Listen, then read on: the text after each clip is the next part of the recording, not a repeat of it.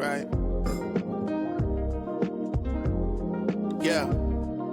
Say I'm from Virginia where my son is buried. If I ever leave, bury him in Inglewood Cemetery. I'ma do things that's legendary. Got some really big things on the itinerary. Boy, that's why I'm cooking up, that's culinary.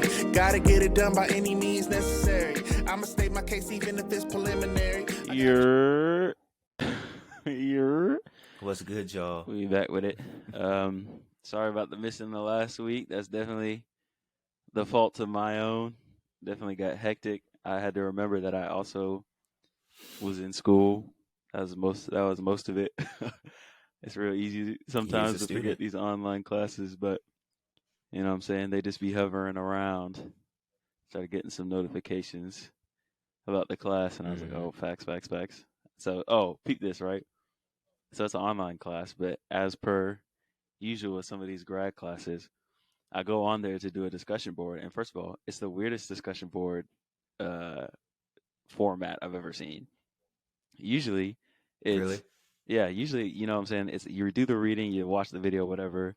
You post like 400 to 600 word thing, and then you respond to your classmates. This joint, the way he does them is like you have to read the stuff, and then your discussion board post is like a 100 to 200 word prompt, and like prompts for other classmates, and you have to give them like 2 additional readings, like scholarly journal readings, and then you have to do like a 300 word reply to 2 other classmates. So I went on there being like, bet I'm gonna just do this, like I'm gonna do this thing, and then I realized, because I'm still thinking it's an online class, so I'm like, I'll go find the book. You know what I mean? Let me go click on this joint and do the reading and stuff. I go on there, I have to buy the book. Right. I was like, bro, can we stop this, bro? Because my last class, I didn't have to buy the book.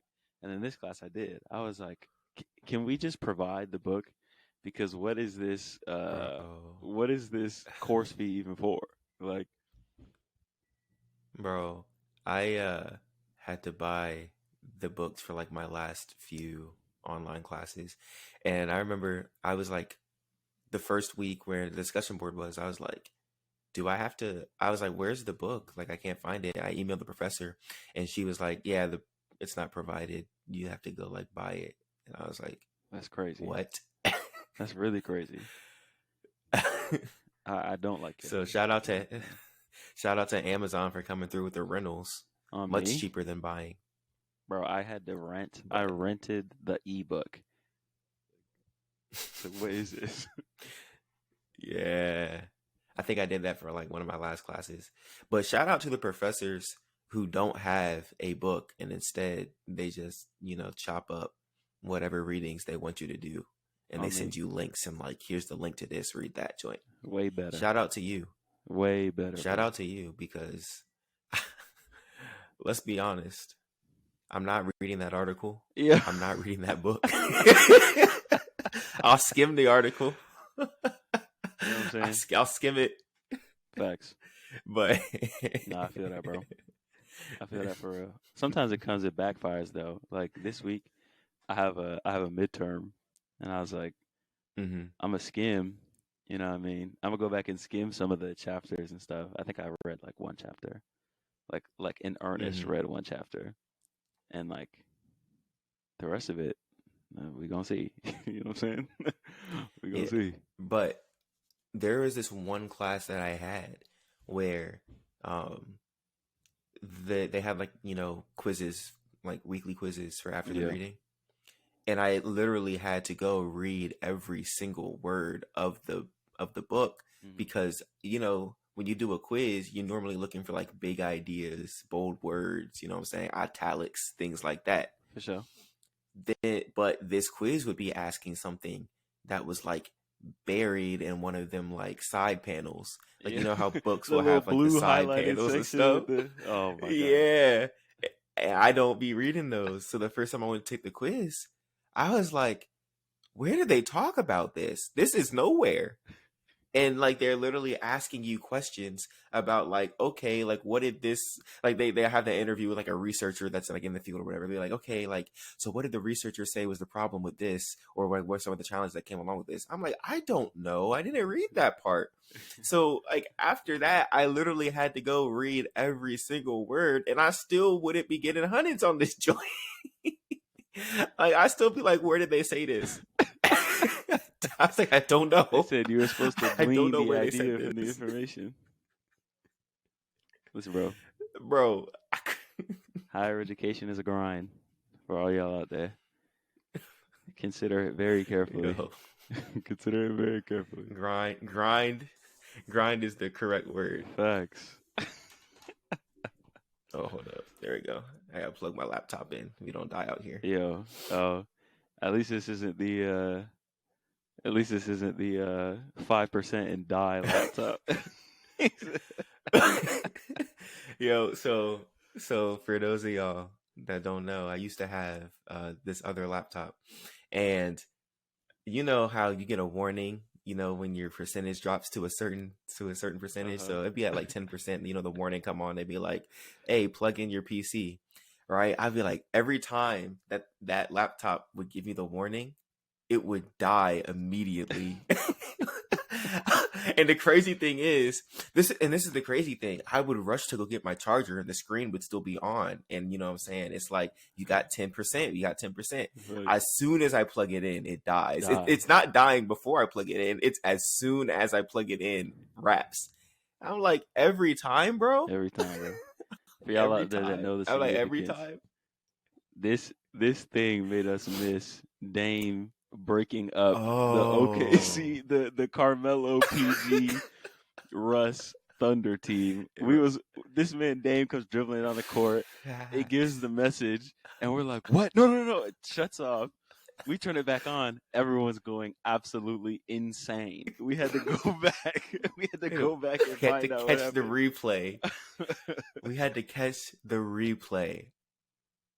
And this one, oh, it was crazy. It was the wave too. It was a wave. Yeah. We missed all that joint. I think when we cut it back on, it's like the crowd's going crazy. It's that scene where Enes Kanter is like running with his arms out. Yeah. And like we're like, what happened? Facts. We had to catch the replay. You had to catch the replay, bro. Oh my gosh. So close. Bro, you want to talk about top 10 anime betrayals of all time? My laptop betrayed me. My laptop betrayed me. Yo. All right, y'all. Well, it's good to be back. It's good to be recording. This is definitely one of the highlights of my week. You know what I'm saying? I have a good time doing it. I missed it last week. But you know what I'm saying? We always got to start off with a little object lesson. So, you know what I'm saying? On the last episode, I hope y'all were blessed, you know what I'm saying, by the message on fashion. But that means that this week, it's Miles' turn. And Miles, what I'm going to give you is space. And I mean like outer space type space. Outer space type space. Oh. All right, give me a second. I got you. This is some. Okay.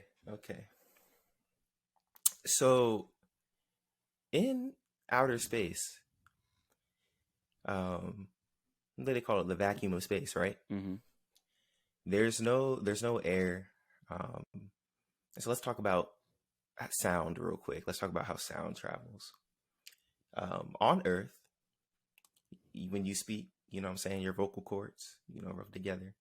And they create vibrations in the air. You know, the air is made out of particles. Mm-hmm. We can't see them, but they vibrate. Mm-hmm. That vibration, you know, hits your ears. And we can hear. In space, it's the vacuum of space. There's no air. When you speak, there's nothing there to vibrate. Mm-hmm. Right? So if you didn't have like your helmet on, you know what I'm saying, if you didn't have your helmet on and they didn't have like comms or whatever, you wouldn't be able to hear anything in space. Mm-hmm. Because there's nothing there to For vibrate. sure. So in essence, you can't hear. You can't hear. Let's talk about real life real quick. There are times in your life when you might be going through something. You might be going through something, and you say, "I just need space." You say, "I just need space. Give me some time. Yeah, Give me some for sure, time. for sure. I just need space." But when you say that, what you sometimes mean is, I'm not trying to hear. Okay. I'm not trying to hear. Okay. I'm not trying to hear from anybody right now. I'm not trying to hear. You put yourself in a position where you're not trying to be influenced by any outside voice. You're not trying to hear from anybody right now. Okay. But what does the Bible say? What does the Bible say about hearing? What does the Bible say about hearing? It says, faith cometh by hearing. And hearing It's true. by the word of God. I say hearing by the word of God. So while you are out here seeking space, trying not to hear, in reality, you need somebody around you who can speak. That's it. Hold on. The word It's of actually God. a word, low key. It's actually a word, low key. You need somebody around you that can speak the word of God. Why? Because we just said faith comes by hearing. For right? sure. Let's talk about one more thing real quick. Let's talk about testimony real quick. Let's talk about testimony real quick.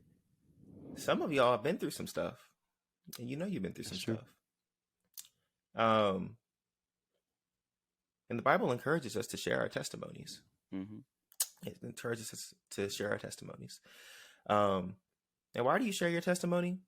You share your testimony because it helps somebody else recognize that if God did it for you, they can do it for them. You know what I'm saying? It's all you know what I'm saying? What they say, you can't live the Christian life alone. It's true. You can't live the Christian life alone. You gotta be in community. God is in community with himself. Yeah. Father, Son, and the Holy Spirit. Even before creation, he was there. Father, Son, Holy Spirit. You know what I'm saying? In community with himself. He was in community with himself. So all that being said, we got you know what I'm saying? We got two parts here. You know, don't isolate yourself. Don't try to be like, I'm not trying to hear. You know what I'm saying? Because when you're going through something, when you're down bad, you know, open up your ears. You know, let somebody speak to you. On the flip side, though, when you see somebody going through something, don't be afraid to speak to them because, you know what I'm saying, on all sides, faith comes by hearing by the word of God. You need somebody to speak into your life, and sometimes you need to speak into somebody's life. So, yeah, that's a word. You know what I'm saying? Yeah, y'all can take that's that. A word in there. Y'all can take that one, put it in your pocket for a rainy day. No jokes around here. Only edification. Shout out to my man Miles. I needed to hear that. I'll probably remember that at some point. Definitely needed to hear that. For sure. All right. This is the craziest thing about that, though. What's up? Hold on, real quick. You good. This is the craziest thing about that. I am notorious for wanting to be by myself. Notorious for not being around other people. I am notorious for wanting to be by myself. That's true. So, you know what I'm saying? Hey, shout out to God for probably dropping that in my spirit to speak to me as I speak to y'all. Wait, won't he do it? Won't he do it, huh? Sometimes you preach the word for yourself. For sure. You know what I mean? All right, y'all. For sure. That's crazy. Thank you to Miles for some encouragement on today. We got a couple things to cover today. First one being, so I was watching Netflix earlier this week, right? As one does. And I noticed that there was a Resident Evil thing on there. And at first I thought it was a movie, like it was just a new one of the series of movies that they do. But I clicked on it and it said like 6 episodes or 8 episodes or something, and I was like, oh, it's a TV show. I never played the Resident Evil games, to be perfectly honest. I think I watched Mm-hmm. someone play through 6 or 7.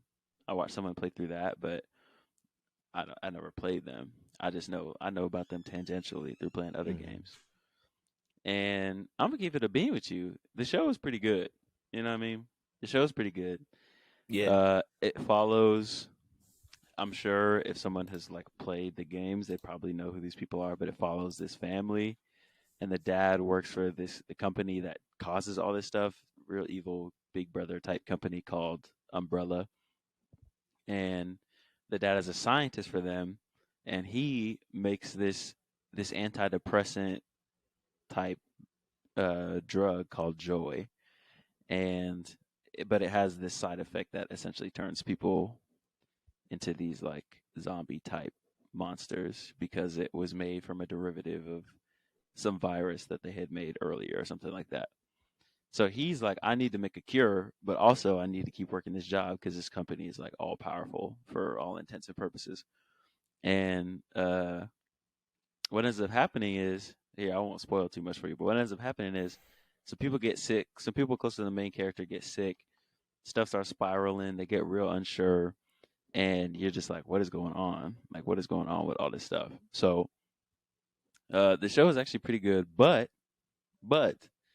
it has a couple of my least favorite horror genre tropes. And Miles knows my number one horror movie issue. I hate when people running. When they're running. You know what I mean? It's a zombie chasing you, it's Jason, it's Freddy, it's whoever, and you running. You know what I mean? You sprinting, they right on your tail. And then you trip. And every time someone trips in one of these joints, listen, bro, she'll trip and she laying on her back like this. She laying on her back, ah, ah, staring dead at this zombie that's coming at her. If you don't get up, Yo, get up. if you don't, like, Facts. bro, I have Get seen up. people for real, run because they were scared. No one does that. When you fall and you're actually trying to get away from the thing that's coming for you, you start scrambling and you get up and keep running. You know what I'm saying? That's what real people do. But Facts. I was like, I gotta, I gotta quench that anger in me. That's like, bro, this is not happening because she lives. And if you ask me, she lives through some stuff that she should not have lived through. But Miles hasn't seen the show, so we're not here to talk about the show. But it did make me think: what other Mm. games and what other games do you think would make good movies or TV shows? All right. So if we're talking specifically horror movies right Mm-hmm. now, uh, I don't dabble a lot in horror, but I do watch Let's Plays Of from course. time to time. And for those of you who don't know, a Let's Play is when you go on YouTube, go on Twitch, you know what I'm saying, whatever, and you watch somebody else play the game, and they like interacting with the audience. They're playing the game. Um, so I will watch Let's Plays, and what one game that I have never been able to get out of my mind since watching it is Mm-hmm. Until Dawn. Until Dawn is a decision-based horror game, and it's No, that's what insane. it is. It's insane. There's there's there's multiple plots going on at the same time. So just when you think you got it figured out, you don't got it figured out. Like and so, the objective of the game is obviously to keep as many people alive as possible. You have to survive until dawn, hence the name. But I was, as he when he asked me like what other games would make a good movie, I feel like you could make a movie out that joint and it would probably be very scary and very good. Um, Especially because with the amount of decisions that can potentially impact the game, you could create an ending, um, or maybe just like different things going on that a lot of people didn't see in the game, and you could be like, yeah, Yeah. that makes sense. Like there's sometimes when you like have to, like when you're trying to adapt a game to a movie or whatever, you put some stuff in, you leave some stuff out, and people are like, that doesn't even make any sense within the context Yeah. of the game. But with everything that's going on and the amount of branches that are possible within the game, and how many different endings there are, you could probably just like do anything you wanted. You could kill who you wanted to kill, save who you wanted to save, and it'd be like, oh yeah, I could see that, and it would like make sense. Because there are some times where they try to like do too much in the movie. You know what I'm saying? Be doing too much. Because that's what one problem is like you see people try to adapt a game into a movie and they try to do too much with it. So, Like what? uh, so like I think the most recent game into a movie that I saw was Uncharted, Hmm. and Uncharted is my favorite game series. PlayStation murdered it, or yeah, PlayStation murdered it with Uncharted. I love every single game. But when I watched the movie, I enjoyed the movie, but I think that they did a little bit too much trying to, I guess, introduce the world. Um, Hmm. because they had to like kind of they try to, what I'm saying, they got to put some background in there, background information in there, so people don't feel like you're just dropped in somewhere and like you don't know what's going on. So they tried to do the part where they introduce like the main characters and have their like background, uh be established. First movie always got to be an origin story. um it could be that, but the thing for me though is like that origin that they picked was just not true to the game. it Hmm. was it was definitely different. You know, in the So that's not game, the like Nathan Drake I know. it's not the Nathan Drake I know. um, um, like in the game, they like the Nathan Drake and Sully, James Sullivan, uh in the Hmm. game they meet like when he's like 13, and you don't even like really get that backstory to like I think the third game, maybe, and it could be the fourth game. I don't remember exactly. Um, but it's definitely not the first game. But in this movie, they meet um, when Nathan Drake's probably in his 20s, um, and Sullivan is like a treasure hunter trying to, figure out Hmm. some different stuff. Um, they had my man Nathan Drake working as a bartender, which, as far as I can remember, that was not part of the game at all. As far as Oh, like when when this may when be they a introduce this may be a like purist, low key. I'm not saying that like that's not part of it at all. I'm just saying like based on what what I'm saying they tell us like when the game introduces itself to us, he's already a treasure hunter. Like he's literally in the middle of the ocean looking for uh Sir Francis Drake's coffin. So Yeah, that's the reason I say that. I'm not saying that like, oh, it's not, feasible that he was. I'm just saying that like that feels like extraneous information that they didn't necessarily have to put in there. That's all I'm saying. that's fair. That's fair. I feel like there's a little bit of like there's some things you can do with games that you can't do with movies because like with a game, I feel like it's easier to just be like, I'm not going to explain this stuff right now because you gain the connection to the character through playing as the character. Whereas in a movie, I feel like it'd be easier to be like, hey, yo, who is this dude? And why do I care? Why do I care that he's like getting shot at? You know what I mean? That's I fair. definitely, I think, let me actually Google this.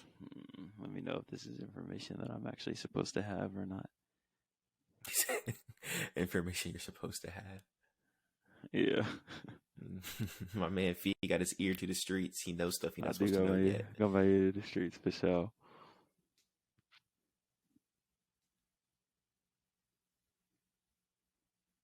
Yeah. Okay, yeah. So um Amazon picked up God of War.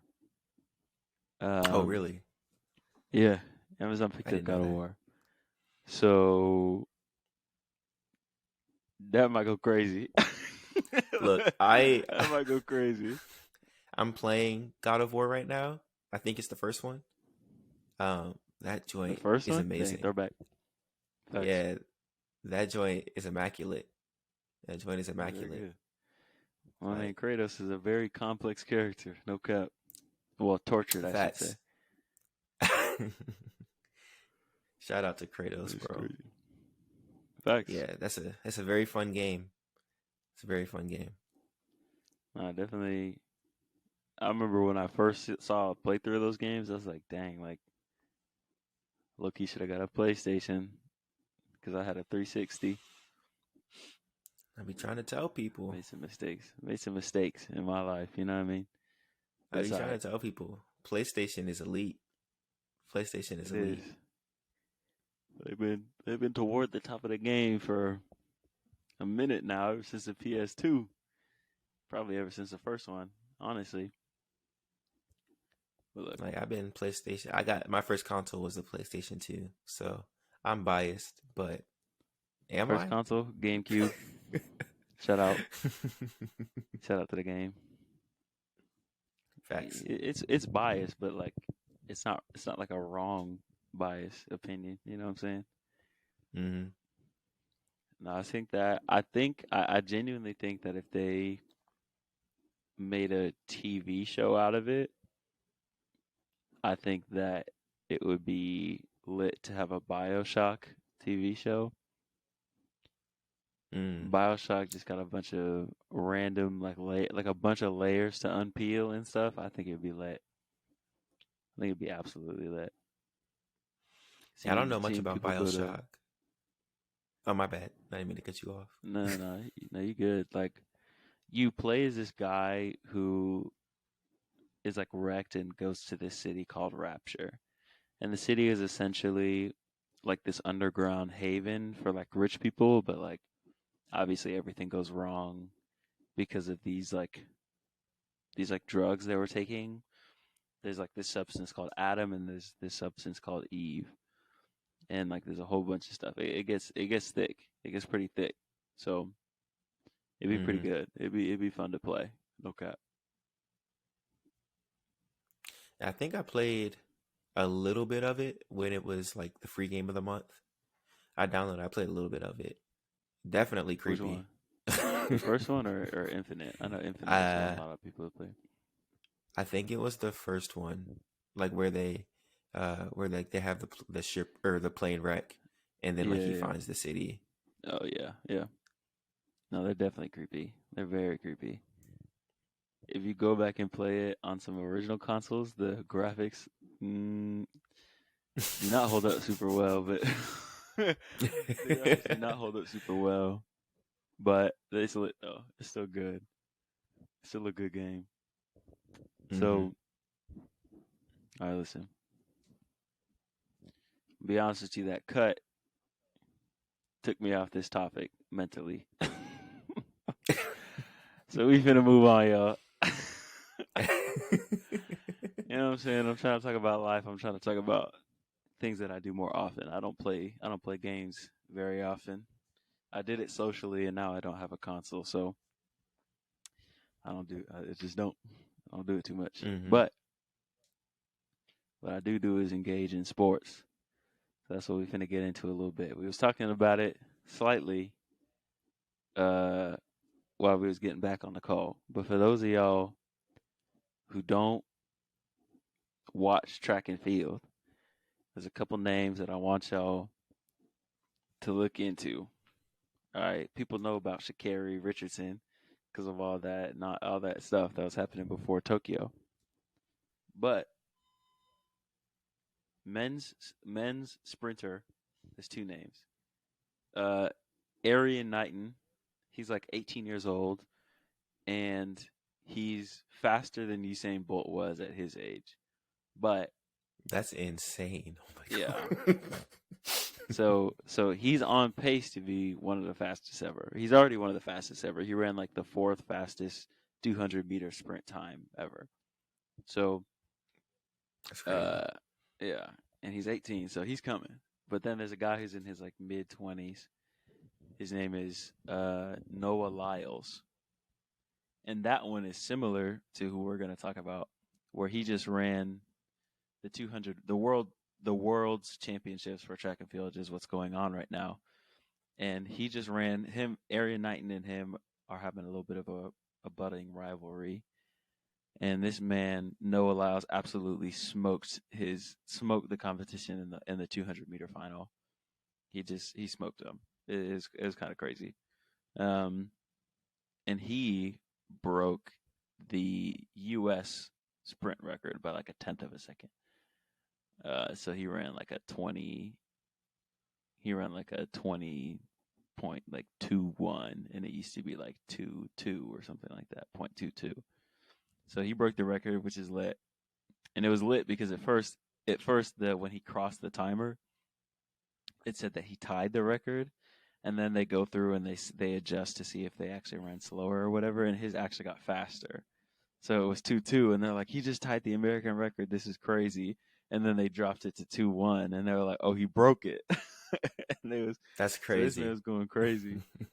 That's He a crazy. character, but the one we really here to talk about is if y'all don't know. So I ran track in middle school. I ran track in seventh, eighth grade. In seventh grade, I was way better in seventh grade. I don't know. I don't know what happened. Maybe I grew. Maybe it's just because I stopped running. I don't know what happened.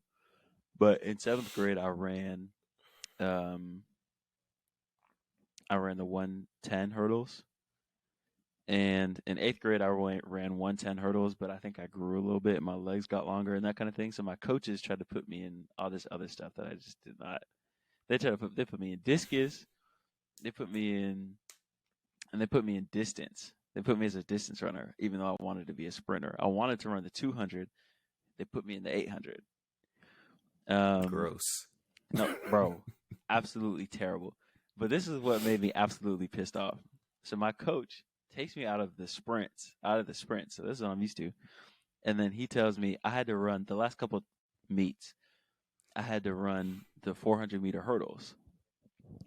And let me tell Hmm. you something. The 400-meter hurdles is the hardest thing physically that I have ever had to do.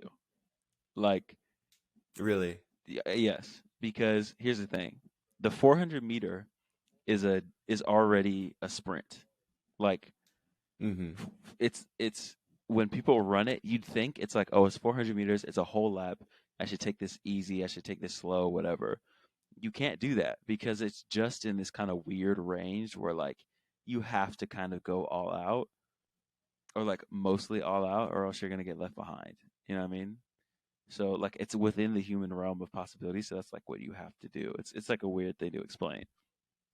And the 400 Hmm. meter hurdles is essentially just that, but now you're jumping every.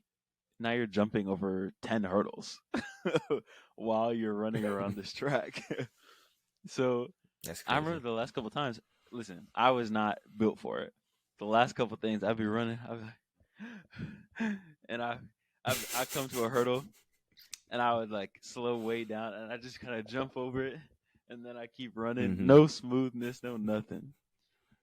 But That's funny. there's a woman, Sydney McLaughlin had potentially the best year a human being has ever had. So last summer, she won the gold medal at the Tokyo Olympics for the 400-meter hurdles. Tough. She did that. She got married. And then during the worlds that we've been talking about, she broke her own record, mind you. She broke the world 400-meter hurdle record. And here's the thing, like what usually happens in the women's 400-meter hurdles is that there's a woman who she's very competitive with named Dalilah Muhammad, and her and Dalilah will be going at it the whole time. Sydney will like edge her out, and she breaks a world record doing it, which is already insane. Mm-hmm. But this year, Dalilah she got COVID twice. She got COVID twice, and then also I think took some time off or something else. But so it's a World Championships, and mind you, I think Dalilah still got like second or third in the championships despite all this. But second place behind Sydney McLaughlin was over a second behind her, which in the track and field world is a long time. Is a long time. That's crazy. That's crazy. This woman, the previous world record was, I believe, 52, like somewhere around 52 or like somewhere just below 52 or something like that. I think they said it was like 51.4 or 51.5 or something like that. Yeah. And so they're like, maybe, like, we're probably going to see there like a race between Dalilah and Sydney, and we'll probably see her break the world record. And people were like, it would be amazing if she, broke the world record, just one. And it would be amazing if she got sub 51. And I'll be honest with you, she was real close to being sub 50. Like Miles watched it, and listen, you tell me. I'm gonna be honest. When she was on that last 100, I was like, she might hit 49. I don't know, but it was. She was moving, bro. She was moving. Moving, bro. So, you know what I'm saying? Just want to give a shout out to all the things that are going on in the sports world. You know what I'm saying? Shout out to Noah Lyles, shout out to Sydney McLaughlin for your record. Shout out to Shelly Ann Fraser Price, a Jamaican woman. She's won 5 100 meter dash titles. Absolutely insane. And she did this one after having a kid a little bit ago. So some people out there are just special, bro, for real. But we're going to stay on the sports topics. Y'all should know by now, we're Bronze stands and by proxy Laker fans. Facts. Miles, I'm going to lay this out for you, bro.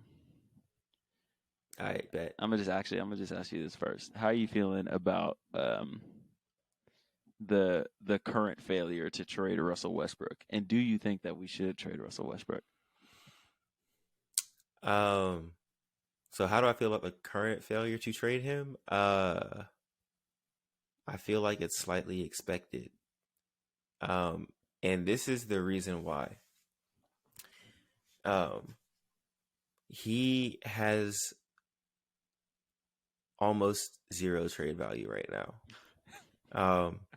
And so people are like, go back and like look at Russell Westbrook's numbers from last year. I think they said he had like averaged 18, 7, and 7. Which that's better, I think, than people giving. It's better than I gave him credit for. For sure. You know what I'm saying? But the problem is, and I think I talked about this in one of the other episodes. The problem is that when he was not hooping, he looked so bad. Yeah. It's the lows that are like it's the lows that are like really low lows. And so his trade value, so not only is that like the lows are really low lows, it's also that the Lakers have just been publicly saying like we're trying to get off of him, right? Yeah. So that means that like teams know like they really want to move away from him, so they're like, well, we don't have to give you our best offer because you're the one that's desperate here, not us. And then also they're like, if he's a problem for y'all, like what makes you think we want your problem, you know? So I remember a few months ago, the big trade that like people were thinking was gonna probably take place was with Houston. They were gonna be like, oh, well, they'll just trade for John Wall and they'll do Russell Westbrook for John Wall and like a pick, like Russ and a pick for John Wall or something like that. But the Lakers, they don't have any picks really, except for like they got a 2027 first round pick and a 2029 first round pick. They got some seconds. Yeah, nobody wants second round picks. Nobody wants second round picks, and first round picks are like I guess it depends on how you look at it. You can find some gems late in the first round, but if you expect the team to be good, like you might not want their first round pick either, because they're not going to be a lottery pick. So how do I feel about the current state of Russell Westbrook failure to get traded? I'm not really surprised. Also, the Lakers front office is just not like that right now. They're not like that. You're not rocking with Rob Pelinka. They're in chaos.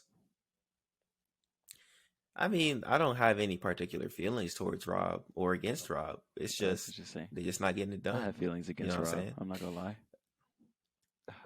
Why you got feelings against Rob? I don't like the job that he's done in general. I don't like the job that he's done in general. Mm-hmm. I think that the roster that came in 2020 was good. Okay, I'll say this. Part of it is unfair. Because the roster that had Montrez and all them, when I remember when that was initially happening, I thought that was going to be a really good team. I did think that was going to be a really good team. But I will say, they didn't they don't make moves mid-season. Like, I didn't feel like they made good moves mid-season anyway. And I think maybe it's just personally because of anti Westbrook for most of his career, or like not anti Westbrook, but like I think he's entertaining. I wouldn't want him on any of my teams. Like, when I saw that trade went through, I was not a fan of it in particular. I was like, okay, so we give up like KCP and Kuz, who are like turning into really good like 3-and-D players, for Russ, who was already at this point we knew was not OKC Russ. He was still getting triple doubles, but it was not pretty. But here's the thing: he gets triple doubles. I would rather have the numbers of triple doubles he was getting. I would just rather have Lonzo Ball. He got very Lonzo Ball-esque triple doubles, and Lonzo plays better defense. I wasn't a fan of the trade because the other option was Buddy Hield. Facts. And Buddy Hield's a dog. And Buddy Hield, you know what I'm saying? If you watch the Lakers, what do they always need? Shooting. Need shooters. And they said, let's not get the shooter. Facts. In fact, let's get the non-shooter. They said, let us get West Brick. So yeah. But this is the crazy thing though. I remember that summer when they had both of those trades on the table. I still thought that the price was way too high for both of them in general. Yeah. I would have rather had Buddy Hield, but the price they were asking was insane. Here's the thing though. I was like, there's a podcast I listened to called The Mismatch on the Ringer. And one of them always says you can't overpay for good players, like legitimately good players. And I kind of agree with that principle, where it's like, if you look back and you're like, dang, like we kind of overpaid for this guy, but like he's performing and he's good. I don't think anyone's ever going to be like, seriously, we overpaid for that person.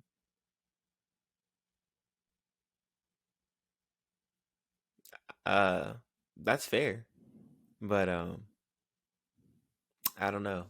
I don't. I wish I could remember exactly what they were asking for. I can't remember exactly what they were asking for, but at the time I was like, I'd rather them do this deal, but I think it's like because they were taking people that I was like, nah, like these are solid contributors to the team. I will say one of the most egregious things that Rob Pelinka has done, to your point of having things against him, in my opinion, is allowing AC to walk. Facts. I knew it was coming, bro. I knew it was coming, bro. Terrible. I am a Alex Caruso Facts. fan. I am an Alex Caruso fan, and I was disappointed when they did not re-sign him because what did he do? He went to the Chicago Six-Man of the Year Bulls candidate. and immediate impact. He's a winning player. This is the crazy. He is, bro. And this is the thing too. One problem we see with the Lakers, they have many problems, but they don't really have a lot of of youth. So they're like one of, if not the oldest team in the league. But you know what that leads to a secondary problem. If you're an old team, you're not trying to try all the time. You're not at all. This man, Alex Caruso tries all the time. Facts. I was listening to his he did an interview with JJ Redick on his show. And like the one thing they talked about was like this man Alex Caruso was like top 5 or like in the league, and I think they said he might have even led the league at one point of like ball pokes, like poking the ball away. I was like, that's insane. And I think they said he was averaging like 4 pokes a game or something like that. I'm like, 4 pokes a game. Bro. So crazy, bro. People don't you don't average like people like what the steals leader average what like how many steals a game do like the steals leaders average? 3, 4. Like I don't. Okay. So like 4 pokes a game, that's crazy. Like we gotta recognize like these are NBA players. They all got handle. No, for real. No, they all do. You know what I'm saying? To some extent, they all have handle. Like even though like the worst dribblers, they still can keep control of the ball. And you're poking it away 4 times a game. No, it's actually insane. That's crazy. Him and like, Lonzo. That's him trying. And Lonzo as a duo made the Bulls a defensive presence in the East. Like it's crazy, and they're gonna do it again next year, and then they're also gonna have Patrick Williams, and they're gonna be they're gonna be healthy. That's what I'm saying. I'm like, bro, like how do we let this man walk, and then get like nothing in return? Like we're out here playing THT, and wasn't it like get traded, like, and wasn't it like it was. This is gonna sound crazy, but it was only like the Bulls only offered like a few more million, didn't they? Yeah, it was like a 2-year some odd million deal. I was like, for real? Like, and like y'all didn't offer him that. They gave THT the mid-level. They gave THT like the 2 years 10. I was like, bro, come on, bro, come on. Like pay my man AC, him, bro, please. Him and LeBron, bro. And say now we got duo. Facts, and now we got Austin Reeves, who he's not trying like to try that though. He's not the same, bro. He's not the same. But yeah, that's the thing. Like Lakers getting old, they don't want to try all the time. You know what I'm saying? What was the second thing you asked me about Russ? Do I think he'll get traded? That's what it was. Do I think he'll get traded? That's a hard question to ask or answer, I should say. That one's a little bit harder to answer. Because like I said, his trade value is so low, and the Lakers are stingy. Like they are really not trying to include anybody or anything else in this trade. They are not trying to give nobody else up for this. So I don't know. We might see something get done. It'll probably just have to be to a team that like just needs to get Russ off the books next year or something like that. That's what I'm saying. I But feel like that's the sell. Like Russ is an expiring contract. And maybe teams are like, yeah, so we'll just wait the year. But I'm like, some of y'all need to tank so that you can get this man Victor Wembanyama. You know what I mean? Some of y'all need to tank. So get Russ. that's that Yeah, French player, right? that man is freaking a basketball deity, bro. I don't know how to explain it, bro. If you haven't seen his, They say he what, yeah, 7'2"? bro. If you haven't seen his highlights, you need to go watch it, bro. Him and Chet are actually like, I don't, they don't physically make sense in my head. Like you should not be this tall, hitting like hezzy in and out, pull up, midi, splashing. Like, what are you talking about? Well, in Chet's case, Chet was always tall, wasn't he? Like he was always tall, He's been pretty or tall like for a while. because I wonder, like when we think about Anthony Davis, he's what, Yeah. 6'10", but like he didn't hit his growth spurt until like late high school. Yeah. So like he was always training as a guard. So like, okay, I can see that he was a guard, so he had guard skills and he just grew. No, these are With these two are dudes, just, were they always these tall, are tall or like kids. did they have a growth These spurt? are tall kids. I mean, I'm sure they had growth spurts, but like they've been tall their whole careers. These are tall kids. Well, when I say growth spurt, like Oh, late no, growth spurts type no. thing. At least not that I'm aware of. Like these are tall kids Okay. who have grown up in an era watching Kevin Durant. And they said, Yeah. I'm tall, but that doesn't mean that I can't have guard skills. Like I can't train to have guard skills. And it's Mhm. showing. Like it's showing very much so. It's crazy. Like the fact that Chet is like the same height as like Jabari Smith Jr. And Jabari Smith, center, very good center, athletic, can shoot the ball a little bit. You know what I mean? Strong lob threat, all these different things. He's gonna do really well, I think, on the Rockets.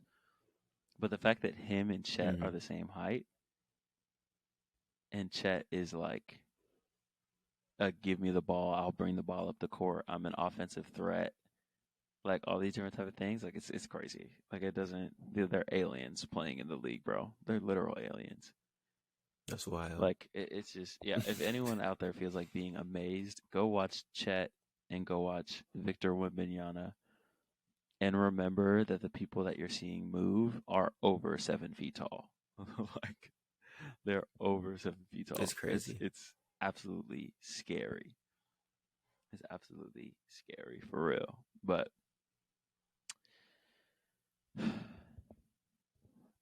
man, we've been talking about sports for a minute. We're gonna move on to this last thing. Some other things coming up today, but this last thing, it's not a topic so much as us just chilling. You know what I'm saying? Some of y'all know. You know what I'm saying? Me and Miles and I went to school together, and I'm still in school doing it online, but Miles graduated this last May, so it's only been like a month and a half. So Yeah. I mean, what's the postgraduate life been like? A lot of job applications. Yeah, it's been a lot of job applications. For me, it's like a little bit different situation. I live in Tennessee, and we moved here right after I graduated high school. So, so for me, like I don't really know anybody here. I kind of just was here during like summer breaks and winter breaks. So, it's not so like I don't have like a lot of you know what I'm saying, like I guess opportunities to like go out and stuff like that and like meet people. Which for me, like that's fine. I'm not like a super like go out and meet everybody and make connections person. But yeah, so this isn't what like postgraduate like life is like for everybody. It's just like for me, is basically what this disclaimer is. But it's been a lot of job applications. I've been Going to the gym more consistently. You know what I'm saying? Uh, so I'll probably be in the gym four 4 days a week on average. Try to do 5 days, but probably closer to 4 days a week. And then other than that, be on Indeed. Shout out to Indeed, bro. Shout out to Indeed. This week I've been trying to rework my resume a little bit. You know what I'm saying? We haven't been getting a lot of callbacks or whatever the case may be. So my parents were like, why don't you try to redo your resume a little bit to you know, if people aren't calling you back, maybe there's just some stuff on there that you know, they're not seeing what they want to see. So we can try to fix that up. So that's what we've been doing this week. Yeah, I don't really have much else. You know, go to church on Sunday. You know what I'm saying? We be watching Wednesday night services. You know what I'm saying? Saturdays, you know, Saturday, Sunday, sometime do this podcast. So, but you know, I'm trying to pick up some other interests too. You know what I'm saying? Trying to get back into reading. No cap, bro. I was a big book person. When I was younger. Mostly fiction. But now I'm trying to read these nonfiction books, and let me tell you, it's a struggle. You gotta find the right author. It's just, well, I mean, like, it's a struggle for me because, like, these are like, you know what I'm saying? I'm like, not exactly like self-improvement necessarily, but it's kind of like on the like development type books and stuff. And I don't know why it's a struggle for me to read them, but it's like, what's moving the plot forward? Like, like, do not, you know what I'm saying? It's crazy, bro. So what's moving the plot? It's no plot. I don't know. It's not a story. Well, I love stories, so love stories. Yeah, so trying to get back on that wave of reading. Because you know what I'm saying, we always like to add knowledge, you know. And then I'll be watching anime, so I'll be keeping up with what's coming out in the seasons, catching up with some stuff I've never watched, and yeah, minutes I've been able to watch. But that's what's up, bro. Just always trying to check in. You know what I'm saying? You know, how's your first Lynchburg summer going? It's your first time being in Lynchburg. I'm not gonna hold you, bro. Lynchburg summers are lit. The people didn't lie. They're like they're super calm. Like they're super calm. Yeah. I was meeting with Pastor James the other day, and he was talking about how like the buzz of when people start coming back on campus, like you can feel it in the city. So that'll be interesting to feel because the summers are really calm, and I appreciate it so far. I'm interested to see how, if at all, my life will kind of change when students come in. I think, oddly enough, I think that school will get harder when students come in because I feel like I'm gonna want to like bring people from campus over, all that kind of stuff. You know what I mean? And it's definitely gonna feel weird. Like, oh, people are in class right now, but like I'm sitting here in my cubicle doing like writing an article or something. You know what I mean? Like that's definitely gonna feel interesting. But I appreciate it though. I appreciate the summers out here. There's definitely I think there's a lot of like underground, like I say underground kind of things that go on here that I was just never hip to. I'm still not hip to, but like I'm like hearing about it more, you know what I mean? So I'm definitely gonna be trying to exercise the human interaction muscle and do a little bit more because the summer definitely allows for it. But it's actually nice. I see why people I see why people end up staying. I see why. But you know what I mean? Far be it from me, you know what I mean, to do so. But it's not bad. It's not bad at all. Yeah. That's good. That's good. Yeah, bro. All right, y'all. We appreciate y'all for rocking with us. Appreciate y'all for tuning in. Sorry about the little breaky. A little That joint was breaky, crazy. but it's all right. We back now. You know what I mean? We'll see you on the next one.